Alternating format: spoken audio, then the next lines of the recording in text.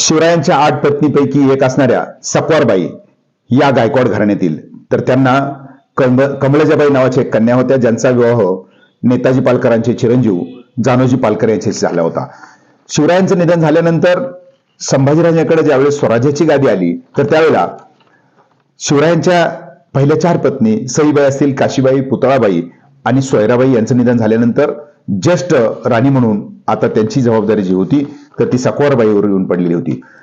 1689 साली ज्यावेळेस संभाजीराजांची हत्या झाल्यानंतर जुल्फिकार खानानं रायगडला वेढा घातला. येसुबाई साहेब आणि संभाजीराजांचे पुत्र शाहू महाराज यांना ज्यावेळेस अटक करायचं ठरलं, तर त्यावेळेला आपलं ज्येष्ठत्व त्या ठिकाणी त्यांनी पुढे आणलं आणि स्वतःहून अटक झाल्या सुनबाई आणि नाथाची काळजी घेण्याकरता औरंगजेबाच्या कैदेमध्ये ते राहिल्या. म्हटलं जातं की नगर या ठिकाणी त्यांचं निधन झालं. निश्चित त्यांचा मृत्यू कुठं झाला, कसा झाला सांगता येत नाही, मात्र या असणाऱ्या स्वराज्यासाठी त्यांनीही आपलं बलिदान